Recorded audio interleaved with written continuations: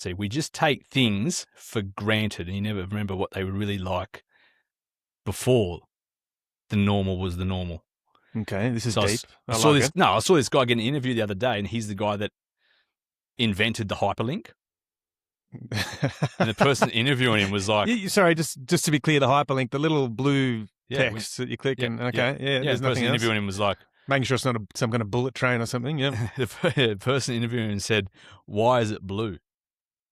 And he goes, "Well, we just had to pick a color, and blue's my favorite color." And she goes, "So it could have been pink." He goes, "Yeah, it was going to be blue or green or purple or pink, but we went with blue." Yeah, but like, and then you never question it, right? It's just the norm. Well, it wasn't until color. You know the tennis ball thing, color of tennis balls. No, tell us someone. They were white, right? Until color TV started taking off, and David Attenborough was like, David Attenborough said, "You need to change the color of the ball to yellow. It would be better on the TV." David Attenborough. Yeah. Geez, that's an impactful one by him. Yeah. God, he's good. The bra. Turned 100 the other day, didn't he? Yeah. I saw a meme that says he can no longer play with Lego because on Lego it says ages 5 to 99. Yeah. Poor fella. Yeah. He's doing a new show. He's got another one coming out. What's this one on? Do you know? Dementia. I don't know. Yeah, it could be. I don't know. Hopefully something extraordinary. The Earth. He is good. I did see one of them the other day as well. It's the paddles that you have on cars now, on sports cars. Mm-hmm. That was invented by Ferrari in the 80s to try and go faster in the F1 cars. Yeah. And the bloke that invented it was originally thinking they could just have buttons and it'll be an up and down button on the steering wheel. And then last minute they changed it to the little paddles. So same thing in this video I was watching, they're saying, well, if we didn't come up with the paddle idea, it could well have just been buttons on your steering wheel and that could have been what got adopted by everyone. But, no one questions it anymore, right? It's just, it is what it is. You know the seatbelt, how it goes across your shoulder and then goes across your lap? Yeah. Prior to that being I know the seatbelt, yeah, sorry. Prior to that, it was just it was a lap belt. Yeah, okay. And Volvo invented that 3-point belt, but they didn't patent it because they wanted everyone to use it. Oh, jeez. Classic Volvo. Good on them. Good. What will they think of next? good moral citizen, but good global citizen. But, geez, I wonder if the executive team would have been upset about that one. They would have made a fortune, surely. Or all the other companies would have just gone out of their way to say, Volvo's a loser company. Anyone that wears seatbelts like that is idiots. Yeah. So probably good to release it. Oh, there's some good in it. There's still some good in the world. No, tennis balls, yellow. What about, Michelin Man? I do know Michelin Man, What colour is Michelin Man? Oh, Michelin Man, I don't know. What is he? Is he white? Yeah. Yeah. Why is he white? What's he representing? Tyres. So why is he white? Why is Michelin Man white? I don't know. Because tyres were originally white. Again, so, okay. rubber They wouldn't have been white for long. That doesn't make sense. Rubber is white. And naturally, from the I believe trees. So. Yeah. Okay. But the Michelin Man is white. Car tyres were originally white, but then they started adding, I think, charcoal to the mix because it gave them a longer lifespan if charcoal was in the mixture. And that's why they became black. Where'd you learn that one? I don't know. It might not even be real. Might not even be true. I heard it and I went, that sounds good. Yeah, I've done that before. When you've never questioned something your whole life and you're telling someone about it. Yeah. And these days, obviously, for a while, and how you can pull out your phone and fact check people. And it's not a big thing in Australia, but you've heard of Michelin restaurants? Yeah. What's that mean? What has that got to do with a car? Well, nothing to do with the car. So Michelin, the company, they wanted to figure out how do we sell more tyres. So if we're going to sell more tyres, we need people to wear their tyres out. So they created a directory of restaurants, the Michelin restaurants. To drive to wear your tyres. To make people, yes. Yeah. What, so you say the 3-star ones are like 400 kilometres away. Yeah, so you fucking get there. Yeah. That seems ridiculous. I think we need to fact check that one. I did do a bit of research over the past week on your the fish fingers we were talking about last episode. Oh, did you? Yeah, I did. Yeah, because I love a good business idea. So I love a fish finger. Yeah, yeah, and you love a fish finger. Love a beef finger. So Steggles does chicken fingers. Yeah. White meat though. Like, where's the leap? I couldn't find a beef finger. I couldn't find a Yeah. lamb finger. Yeah. So you're still onto something. That dream is alive. Maybe you could get Em to make some healthy ones back at home. She'd do that for you. No, but I want it to come out of a blue box with some sort of cartoon figure on the packet. It adds to the experience. Yeah. For you or which- for the kids? Hey, everyone. Everyone involved. Okay, let's say we do patent the lamb fingers, crumbed beef fingers. Let's go beef fingers. I would have thought lamb fingers are going to be too expensive. Let's say that you've just pulled out a tray of beef fingers from your air fryer. Lily's away. You and Coco are at home batching. You're about to watch Wolf of Wall Street. Yeah, that is our favourite movie. yeah. And you got your tray of beef fingers. Are you reaching for the tomato sauce, the barbecue sauce, or something else? Well, it's going to depend on the quality of the beef in the beef fingers, but Does it? What difference does it make? No. Let's say the quality is shit. You need sauce. Yeah. Okay, thanks. That's a bit easier. Yeah. Tomato. Man. How's barbecue even in the conversation? It's the worst. It's the worst. Oh no, I love it. Nah. But I'm very strict on tomato on a sausage with sausages, sausage sanger. Definitely strict on barbecue on a bacon and egg roll, but don't mind barbecue sauce with the steak. So I probably could go either way. To me, it'd be like having red twisties or green twisties. I'd be red, depending on the day. What? red. Come on, green's pretty good. Red with tomato sauce. Just give me the red stuff. Okay. No, see, I'm probably a chicken. Like a green is often my go-to for a lot of things. I would have dabbled in the green at one point, Apple, just because chicken. it would have been new. But then I would have diverted back to the OG, yeah, the light and tangy, the red twisty. Anyway. Do you know why? Do you know why Santa Claus is red and white? Oh, geez. So we're going to have some facts today. No, this is the last one. This is the last one. I just like this. I hear this stuff. And I'm like, fuck. I love the origin of a tradition or the origin of a normal thing. At one point, it didn't exist, and then somehow it's ended up being so. Like, the Christmas tree at Christmas, that came from the German royal family. But there's another one. Yeah. Actually, I've got one for you after this as well. So Santa, why is he red and white? Well, let's presume he wasn't when he was the Nordic Santa or whatever, and then America took over and made it a marketing thing, made it commercial. And so maybe red and white was the colours of some supermarket or shopping centre in America. Coca-Cola. Oh, Coca-Cola. Yeah. Because Coca-Cola, because Christmas in America is during winter, Coca-Cola is a drink. At this time, when Coca-Cola was really fucking going hard in the marketing, it was a chilled, refreshing drink. Because when Coke first came out, it was like a big bottle. It was like a medicine. It was it was kept in the cupboard. Had drugs in it back then, right? So you get past that medicine Coca-Cola and it becomes the refreshing drink Coca-Cola. Sales weren't very good in winter. No one's drinking a cold, bubbly drink. So they just like tied it closely to Christmas. Santa Claus dressed up in red and white, and then Coca-Cola. We have Coca-Cola to thank for Santa being. Yeah, you have a lot of, without going too deep on it, because it'll just get boring / political. But a lot of the reasons we eat certain things is just because of those big companies. Like in America, they wanted, all the corn farmers had so much power. They wanted to keep the corn price up. So you've got that high fructose corn syrup. You've got cereal. No one used to eat cereal. That was never any good. But then you just punch it out because you want to keep buying corn. Yeah. There's heaps of examples like that. Yeah, marketing comes from above. That's it. And then everyone just follows along. The what did I want to say? The sayings of things is the origin of sayings is the other beautiful one. Trying to go down the history of where that saying actually came from. Yeah. A lot of the time it's to do with ships and sailing. Yeah. But ship shape. Oh, what's ship shape? Well, if the ship is in good shape. I think it's tied down. Yeah, right. I think it means it's tied down. Like all your loads are secured. So everything is ship shape. So everything is put where it is and in place. Yeah. Have you heard the origin of dead man walking? No.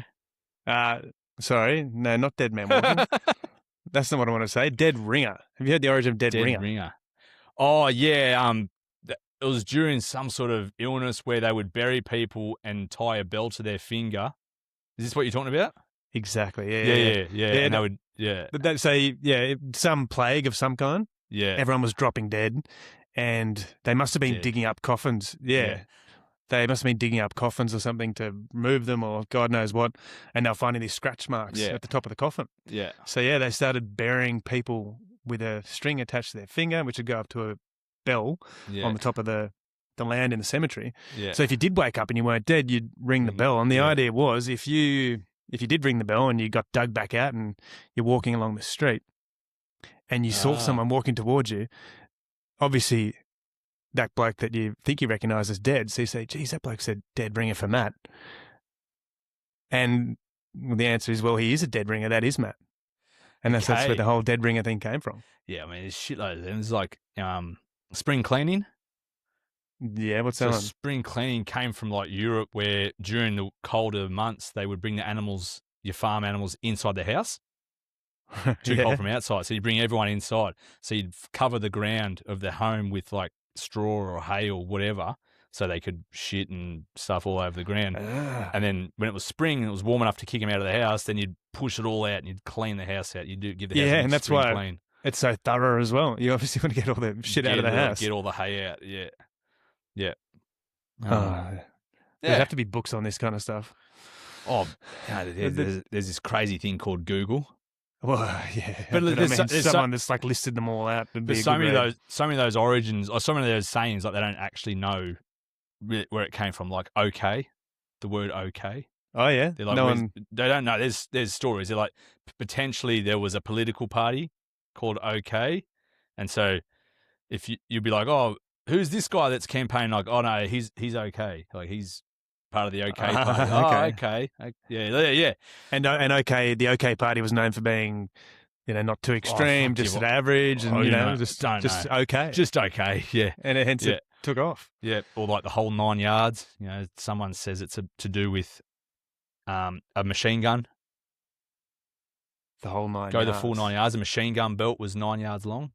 So okay. if you just holding the trigger and just letting it go. Okay. Yeah, okay. The full 9 yards. Send it. Yeah. Full 9 yards. Righto. Yeah. Hey, how deep do you go on AI in your business? Have you Zero. I know you get into it. Oh yeah, I can talk about it for days and happy to. But yeah, what do you mean zero? Like you don't? No. I go into Chat GPT here and there, and I use it as I use Chat GPT. I know there's way better ways to use AI. I use it as an exploratory tool when I'm first sort of sussing something out. I will see what it has to say, and it might send me down. It might just throw up like a thought, and I sort of will take it and go from there. Go with it. So you're using it a bit like a sparring partner, like a business coach, throwing ideas to it. I'll just throw an idea. Or even if someone's annoyed me and I want to react a certain way, I'll just ask it how should I handle this conversation? Yeah. That's a good one. Yeah. Yeah, and it will give me, well, you could behave this way and have it. That's a short-sighted way to behave, or you could look at it this way. So, yeah, it's good. It's like my little assistant. Yeah. Have you got a name for your little assistant? Yeah, ChatGPT. Yeah. Yeah, that's a mouthful. Geez, I haven't got a nickname either, but we need to come up with something better. People have named like my robot vacuum. We found it on the day one in our wardrobe, and it was eating up some of Lily's undies. So we called it Snoop. So we called it Henry. Come on.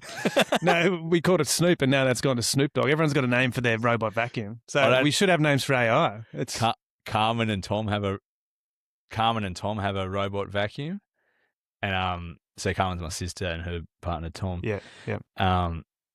And I can't remember. I don't know if they've got a name for it or not, but she told me this funny story. Like, she's been home that day doing whatever with the new baby. Tom comes home. He's like, Carmen, have you seen my phone charger? It was next to the bed. And Carmen's like, I can't find mine either. They're like, where's the vacuum? Like, where's such and such? And they went and looked, and they found him underneath the bed in the spare room, just tangled up in all these phone cords. Just, They're funny things. yeah, Suck up we anything they want. haven't got one yet.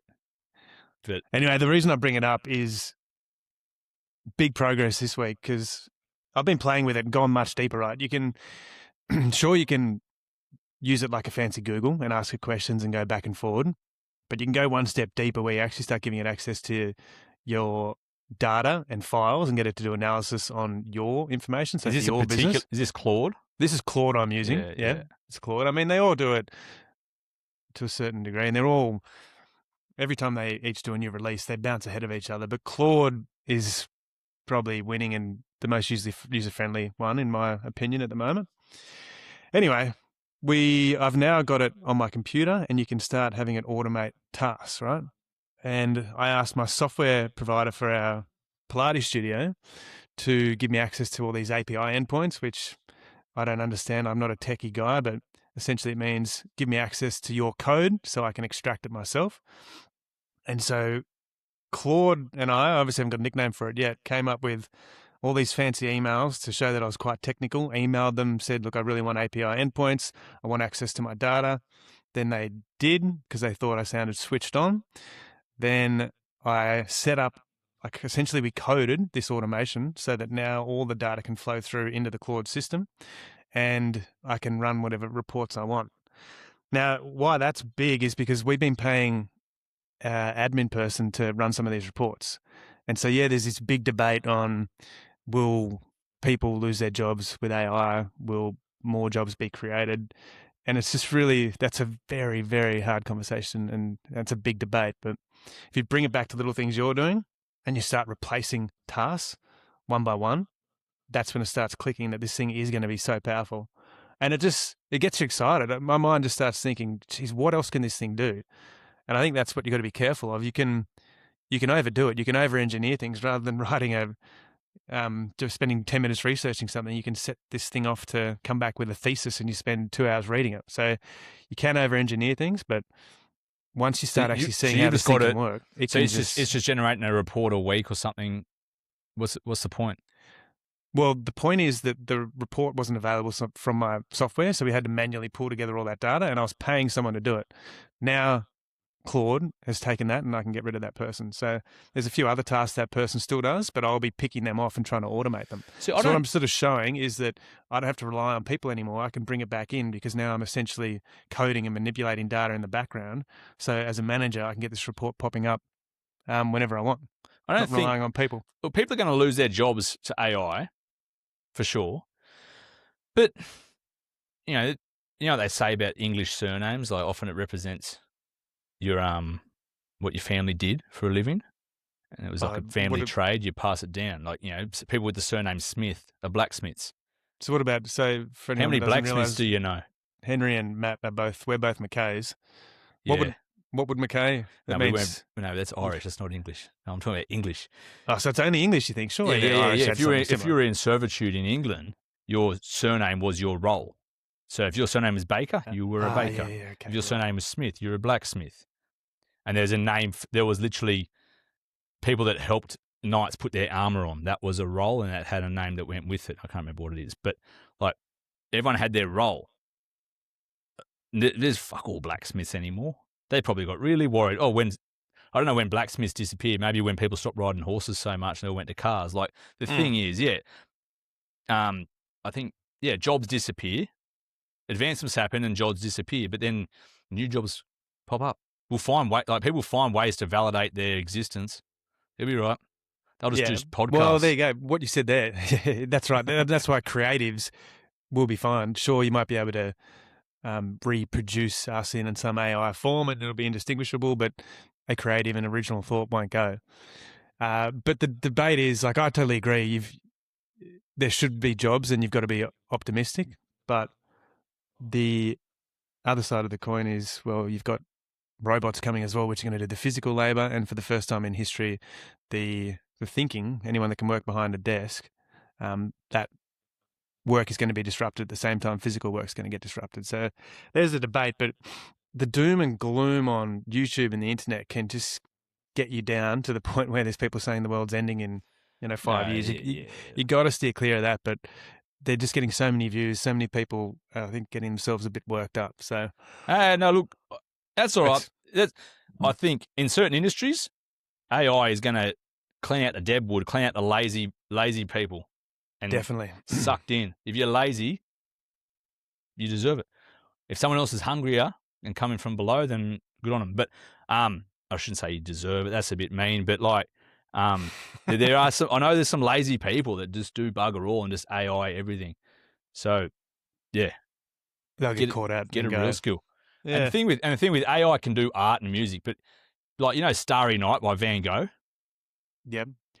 That's not that great. What makes it great is the fact that the bloke was fucking insane.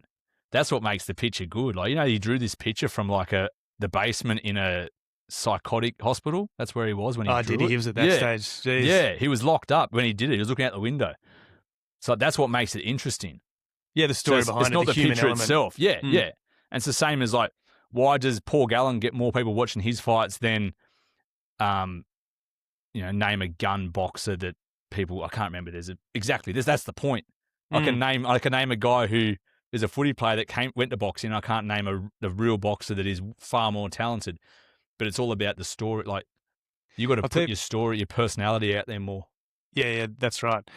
And there's some people guessing that, or estimating that, the more the internet gets flooded with, fake AI things, it's happening at the moment. Half your feed, well, not half of it, but a lot of it is AI. It's going to become indistinguishable from normal content at some point. So it's going to get really confusing on the apps. So they're thinking what's going to become entertainment is these human experiences, specifically a lot of sport. So your fight night, let's talk about that soon, but bring it back to that, or your local, like, Dubbo, what are they? Dubbo Rams? What's your footy team called? Dubbo Ruse. Sorry. Oh, there's a few footy teams, but the Ruse. Yeah, the Dubbo Ruse. Let's go the Ruse. Actually, get a videographer to the Dubbo game, get it televised, get good commentators, push it out on YouTube. People are going to start tuning into that, like the drive to survive of the local country footy team. But the reason going to be entertainment. The reason sport is so good is because it's one of the very few things that still, like, the outcome is not predictable. Like, you watch a movie, can't be scripted. Yeah, you know that the main person at the start of the show is probably going to end up getting what they want by the end of it. Like, it's predictable. Ending, pretty much. Whereas the only things that are unpredictable right now is sport. You kind of don't know what's going to happen. Yeah, that's why you watch it. That's your why team's going to be at the bottom of the table for 6 years. You still watch it. Oh yeah, I got a massage this week. Oh yeah, righto. First time I got a massage in age, I was feeling a bit sore, bit sore in the lower back. Forearm was a bit sore. Like, this is from your training for the fight, no? Oh, probably. Or just getting old. Yeah, a bit of that. Bit of both. Yeah. Bit of just thinking I'm younger than I am. But went and got a massage, and at some point, this girl something was scratching the fuck out of me while she was rubbing. I was like, oh, it's probably just a ring on her finger. But I go, but it could be a wart. How long did you put up with that thought? Oh, it wouldn't go away. Oh, fuck. And you let it keep going? You did. It was probably a ring. So what? There's no more to this story. You let her do the whole massage thinking there was a wart rubbing up. It reminded me of a funny massage story. Sorry, wait up. Did you get a look at this? Was it a ring? No, I don't know. Didn't look. At the end, I'm like, show me your hands. No, you get a massage, you just feel all fucking puffy in the face and shit. Your forehead hurts. You just ran out. Yeah. But I remember during COVID, I went and got a massage. Yuck. Sorry. Imagine if it was we were in Dubbo. It was before Dubbo became a red zone or hot zone or whatever they called it. So COVID, yeah, sure, yep. So I went to this massage place. They had been closed and they had reopened. Like, it was just all over the shop. And went in. I'm like, yeah, hey, I want to. They had like the menu, hot rocks, relaxing. I always I want the firm one. I like if I fall asleep. Your money's worth. If I fall asleep during a massage, I'm annoyed. Yes, because I'm like, for all I know, as soon as I went to sleep, she probably just left. And comes in and wakes me up. Time's up. Oh, fuck. How do you feel? Yeah, pretty rested. I want to be awake the whole time. So don't. Yeah.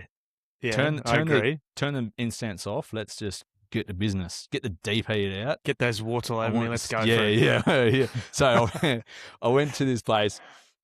There's the menu. I've picked the deep tissue, but I'm pretty sure they don't even listen.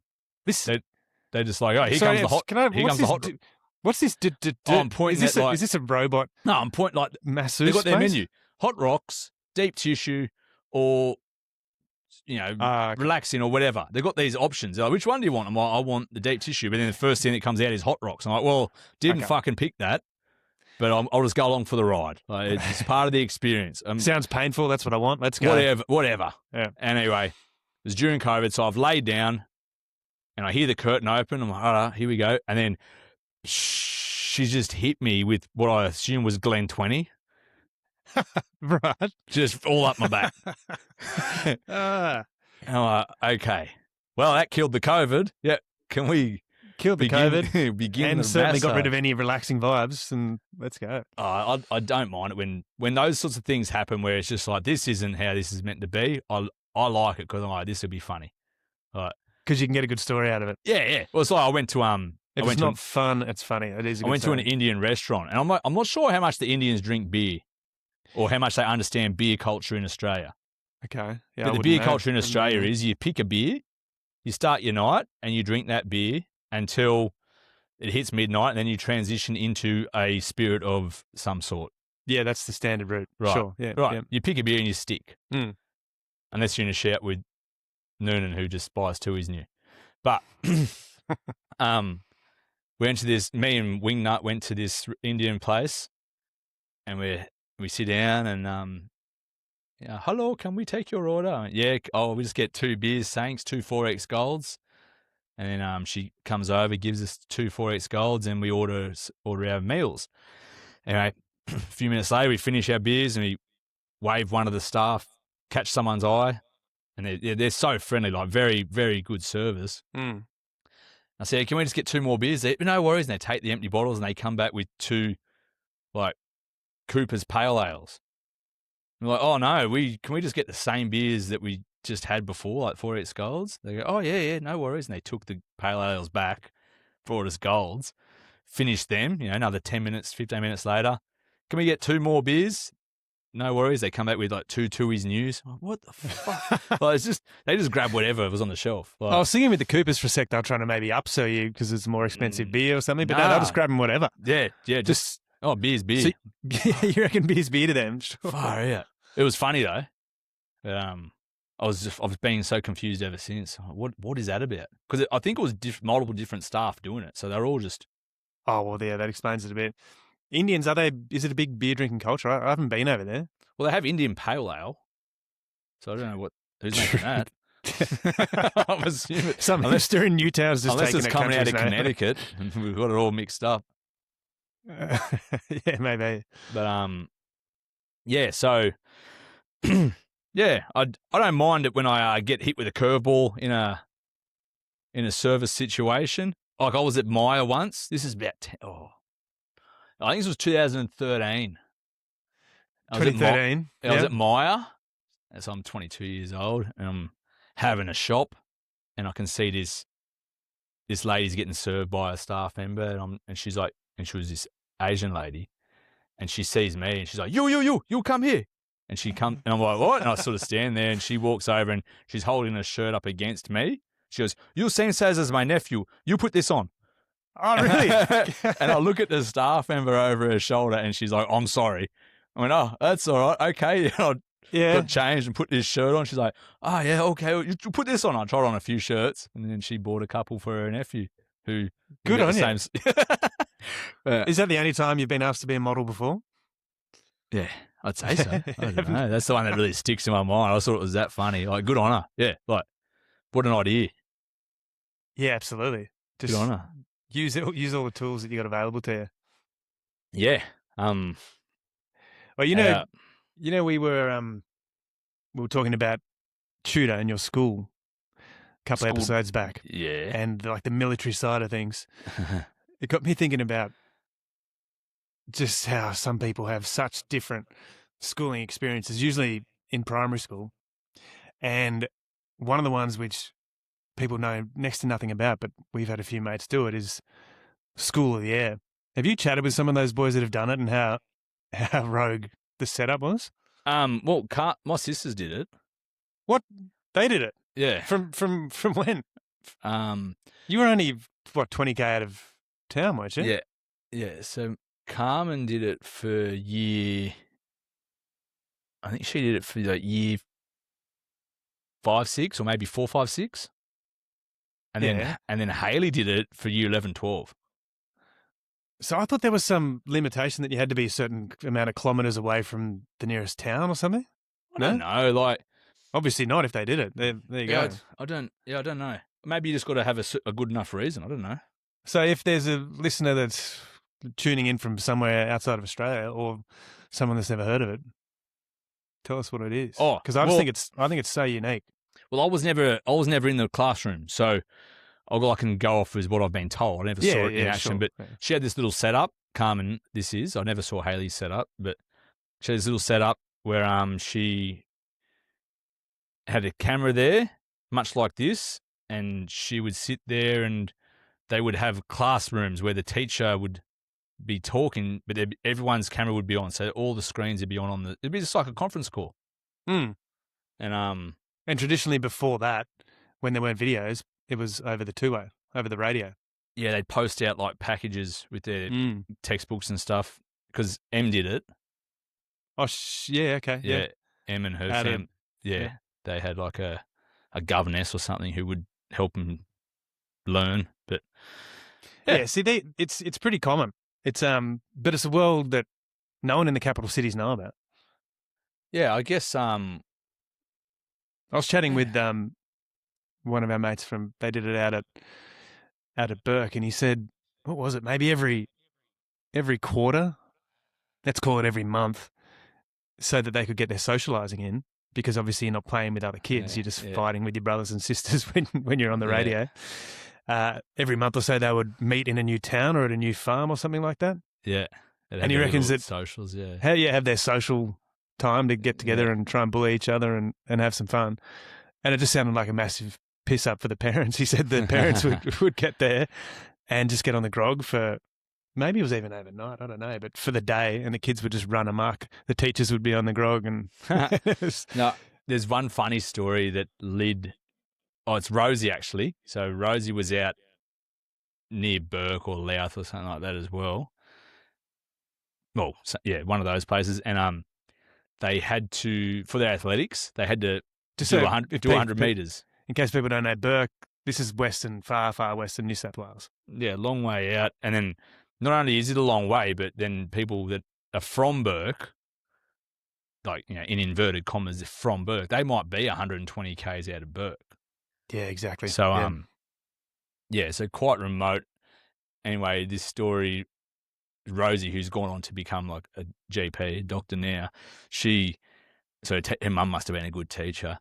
But she had to do 100 metres and then time herself and then send it in, and they would say who the winner was. Anyway, Rosie's mum's measured out 100 metres. Rosie's ran it and sent the time in. And they go, "Oh my God, Rosie! Like, we've got ourselves a gifted athlete here." So she qualified for state. So off she goes to the big smoke. She goes down to Sydney, Homebush to do the 100 metres, and she gets on the starting block, and she's just got regular old Dunlop, tennis shoes, and all these other kids on or something. Yeah, all these other kids have got their spikes and stuff. And Rosie, she might have lost by 50 metres. Got smoked because their mum hadn't measured the track out properly. Oh, that is gold. It might have been 90-metre track or something. Yeah. So that sort of they just miss out. Like, they miss out on a lot of stuff. Like, Carmen told me one story where the teacher's there talking, and I think they're meant to have their microphones turned off while the teacher's talking or something like that, but the teacher's teaching them, and she's like, "Excuse me, Daniel, is someone in the room with you? Sorry, like, I can see someone moving around. Is someone in the room with you?" Because you're not meant to have people in the room while you're learning. Yeah, okay. And Daniel's like, yes, there is someone. She's like, "Well, could you ask them to leave to go to another room?" He goes, "We don't have any other rooms. Like, their house was just one room." They just had this, talk about open plan. Their house was just one big room. They had like divider walls, but there was no ceiling, like there's no roof. It was just like Yeah. a shed with curtains and shit everywhere. Apparently, from what I've heard. But yeah, no, it wouldn't be. I wouldn't like to do it. Well, I guess a lot of people did it during COVID. My little sister essentially did it during COVID, but in a very modern way, and I'm sure they had a bit of fun with it as well. Yeah, They would have known each other at least. It's not like you would have been doing it with randoms that you'd never met before. I'm not sure why they call it School of the Air or Distance Ed, but I'm not sure why my younger sister did it. But I don't know what was going on with yeah. I got sent away year 5, then she started doing distance ed. I don't really know what was going on, but whatever. Sounds like it sounds like a question to the parents. Not going to ask. Don't want to know. Better off If you don't just want to know leaving. the answer, don't ask the question. Yeah, fair enough. Yeah, all yeah. turned out all right. All good. Yeah, our dog, we got a staffy. I think we got her in 2014. I think it was 2014. So she's like 12, she's getting on. Anyway, she started growing these lumps. She got a lump on this leg and a lump here and a lump here and a lump on her face. And this was like... Sorry, I know this is your beloved dog, but that sounds pretty gross. they weren't huge. They were like, okay, not like tumours that are growing. Nah, but these lumps started growing and we took her to the vet. Oh, it's probably 3 years ago. Took her to the vet and like, she got these lumps on her. They go, all right, well, yeah, we can remove them. They're just warts. We could remove them and send them for a biopsy, but to remove them, we have to put her under general anaesthetic, so that's going to cost a bit of money. So how about we just wait until there's an occasion when you need to put her under general, and then we'll do it then. Oh yeah, cool, sounds good. Makes If sense, they're just warts, so be it. So then, I'm not sure how long she had them for. Could have been 2, 3, 4. Like it's been years. Anyway, she's been getting old and she's on arthritis medication and just always miserable and whinging and like staffies do that shit anyway, but more than normal. And yeah, she's been a depressed dog for years. Anyway, the one on her face, and people would often notice like, geez, what's that lump growing on her face and on her legs and stuff? I'm like, oh, they're just warts. They're just warts. You know? Doesn't bother her. Anyway. The one on her face. I don't like where this one's going, but the one on her face, I don't know how she bumped it, but it was bleeding. Oh like, man, right. this And poor dog. And it was annoying her. Let like, me out of my misery. What's going to happen to this poor pup? Now that it was bleeding, I'm like, look, I understand what they've said about it, but I'm like, it's bleeding now. Now then it's going to get infected. Like, fuck, it's on her face. She can't lick it. Like, yeah. Like, fuck this. Put under. Try and make the story a little bit more gruesome, would you? How much is this going to cost to put her under and sort it out? They go, all right, it's going to cost you fucking this much money to put her under, then this much to send them off to biopsies, like per lump, $100 and something per lump. Like, yeah, just send them off, do it, whatever. Anyway, yeah, melanoma. Oh, melanoma. Yeah, jeez. Yeah. Yes, and now that lumps are gone, she's 10 years younger. Fucking no whinging, happy as. I'm like, oh my god. Oh, what? How much pain has this dog been in? Because we thought it was warts. That's terrible. Yeah. Goes to show you get a second opinion. Did the vet, was it the same vet that found out about it? Oh, I wasn't there for the original conversations. Oh, yeah, it would have been man. the same one. Yeah. God, I didn't know where that story was going. I thought maybe you were casually telling a story about how you've just put your dog down or something. No, that's a little bit nonchalant. No, I was just, yeah, exactly. we've just been thinking that she's old and this and that, but now that these lumps are gone, now suddenly she's like, got some energy and happy that's and great. like, fuck. Jeez. And that's like a third of her life. Like, that's like, yeah, I know. Do you feel Jesus. bad or are you just taking it in stride? I'm a bit annoyed. I'm glad she can't talk. It's making you feel like shit. Yeah. You what? You prick. Oh, man. Yeah. But, yeah, so that was, that happened. And now she's got, see, staffies don't grow hair real fast. Is that why? Was she cut really thin or something and that's why she got it to start with? Or was it from a... No, I don't, she got melanoma because she just sunbakes all day, like lies on her back and gets a tan. Isn't that what they say, Dalmatians? There's one that cuts around here, actually. Isn't that the same thing? They get terribly sunburnt and get melanoma? Yeah, because they've got white fur. I think if you got white fur, you got white skin. And you get burnt more. Yeah. White dogs or white noses. White noses get burnt more. But no, I don't know why she's got it, but yeah, staffies don't grow hair very fast. So she's got shave marks all over her from where she's had these things cut off. They may never grow back. Like last time she had to get last time she got alopecia when she was a pup. and like her hair was just falling out. She Oh, sort of went man, half. she's been through the wars. She went half bald, and it took forever to grow back. Like slow. Coming into things you winter do- too. The things you do for a dog, it's a member of your family. I get that. But, man, when you see someone's dog that is going through the wars, like our good friend who we haven't spoken about in a little while, Jock, Jock, whose royal wedding is getting closer and closer. Oh, yeah, that I don't know, sausage dog remember that the got name. burnt and that. Yeah. So it would come into the boarding house and it'd have one of those big things around its neck so it couldn't scratch itself, and it had 3rd-degree burns all down it. It was this tiny little sausage dog, and I'm not, as you can tell, telling that story before like that. I don't like the look of that kind of stuff, and yeah. Look, not- I don't know what you think, but sausage dogs, in they general. shouldn't exist. Yeah, they can go. Yeah, but you could say that about a lot of dogs. I think it's just everyone just keeps getting what they were brought up with. Yeah, I can understand that. But sausage dogs they're just such pricks. Like, I don't think I've ever met a sausage dog that's like friendly, straight up. They're always real. Yeah, not like a Snappy. Labrador running up to you and trying to give you a lick or something. Yeah, it's always the little dogs. I don't understand that. Like, I could break your back. I could just stomp on you. What are you doing? You're definitely not a cat person, are you? I do like cats. Oh, you do? I think cats are quite funny. They reckon cats meowing because the big cats don't meow. I read this. You always got to verify it. I don't. They say that wild cats don't meow. It's only domestic cats that meow, and they've learnt that. They're mimicking the cry of a baby because they know that they get a response. Wow. Yeah. That's a good way to wrap up this week, I think. That's starting off with some ripper facts and ending on that one. Can we fact check that one though? I don't know. But if you fact check things, it ruins the conversation. Yeah. That's the problem. That's where the pub chat is dying because people whip their phones out and kill a conversation before it gets going. No. Exactly. Let's discuss this. My mouse isn't working. I can't check. Let's not research things. For all we know, we're onto a great business idea with these beef fingers, and we'll just let the dream stay alive. Beefy fingers. Beefy fingers. Yeah, it's got more of it. Yeah. You're just like, oh. Love it. That's rough. Beefy fingers. Yeah. Well, fish don't have fingers. What about if you picked an appendage of the body that a cow doesn't have?